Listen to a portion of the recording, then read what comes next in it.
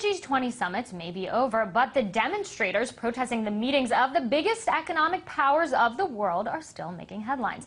Two of those people, Charlie Veitch, who's the founder of The Love Police, and Dan Dix, documentary filmmaker and independent journalist. They join me today to talk about their own experiences in Toronto.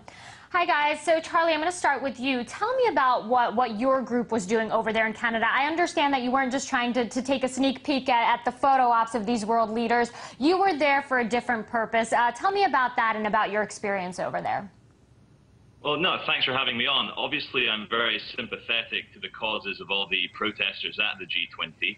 I'm here to cover the policing of the event in downtown Toronto. What we found from my experience is that the 1 billion Canadian dollars spent was paid for by Canadian taxpayers in order to brutalize and control them using black paramilitary stormtrooper riot cops. The city was in utter chaos. It was like a dystopian vision of the future, with city blocks being shut off, children getting arrested, women getting fired at with rubber bullets, arbitrary detentions. I, in fact, got arrested for 21 hours, incarcerated, handcuffed, processed, interviewed by 4 detectives. And so my opinion is that the policing at this event was an absolute failure, a complete disregard for humanity, and it's very embarrassing to be a Western man in a supposed Western civilized country seeing my fellow human beings treated with such indignity and disrespect. I want you to elaborate on your experience a little bit, because I read that you had said that you were psychologically breaking down, that they just would not stop quote-unquote harassing you. So talk about your experience after you were arrested, specifically that. Yeah, I got taken into a holding cell at Union Station in downtown Toronto, right beside where the delegates were staying. And for 5 hours, I was refused water or a phone call with my handcuffs behind my back. And they called immigration down. They threatened me with deportation. They accused me of being a violent anarchist with dangerous connections. They demanded names. Well, let me stop you right there. What did you do to get arrested? I mean, I understand that you were protesting, but did you physically do anything? You know, there were reports that there were rocks thrown at police, rocks thrown in windows. What exactly did you do, or what did they accuse you of doing? My terrible, terrible, heinous crime was not showing my identification papers quickly enough to a police sergeant.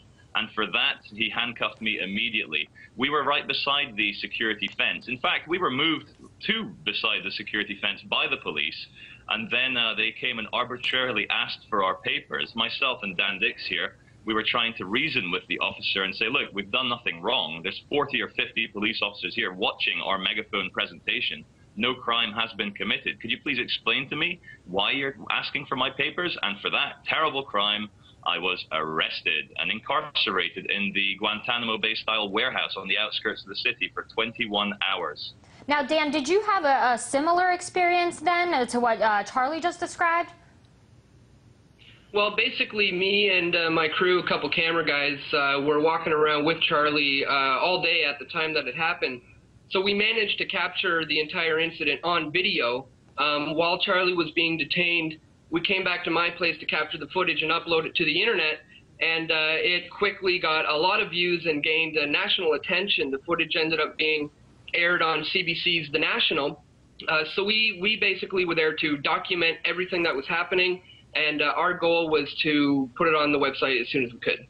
Now, I understand that there was some law that they apparently, that the government passed on the eve of the summit that would allow law enforcement to clamp down even more on protesters. Is that right? Tell me a little bit about this law. Yeah, the law was passed, I believe it was on June 2nd. They just kind of whisked it through in order to justify being able to ask people for their identification, search their bags, and potentially arrest anyone within 5 meters of the security fence. Now, their idea of 5 meters differs greatly from conventional measurements, because we've had some of our guys all over the city being asked to present their papers and having their bags searched. So this law is completely unconstitutional to Canadians, and it goes against everything that we stand for. And we Canadians pride ourselves on living in a free country, and this G20 summit weekend has severely hampered that for Canadians. So what was the goal here? I mean, why go through all of this, all of the things that you guys say you went through? What did you want to accomplish, or what message did you want to send out there? Well, mostly we just wanted to document the over-the-top policing that we knew would be enacted. We saw the G20 last year in London when the police murdered a guy called Ian Tomlinson, and we saw G20 Pittsburgh, where it's all over the internet, the police firing tear gas into groups of students at Pittsburgh University. So we suspected that the New World Order thugs would be carrying out the same level of policing. And a very sad precedent has happened in Toronto. Tear gas was fired at innocent protesters for the first time in this city. So I'd just like to welcome Canada to the, to the IMF, World Bank-led kind of international banker corporate mafia. How about you, Dan? What are the goals for you? Are you just protesting the police action, or as you would say, police brutality, or are you specifically angry at the meetings, at these world leaders gathering over there in Canada? I'm not really showing up here as a protester per se. I am going there to document the events and to report on what is going on, because the mainstream media here in Toronto is certainly putting their slant on things, especially about a huge incident that happened yesterday at Queen and Spadina, where about 240 people were surrounded by police and rounded up and detained and arrested.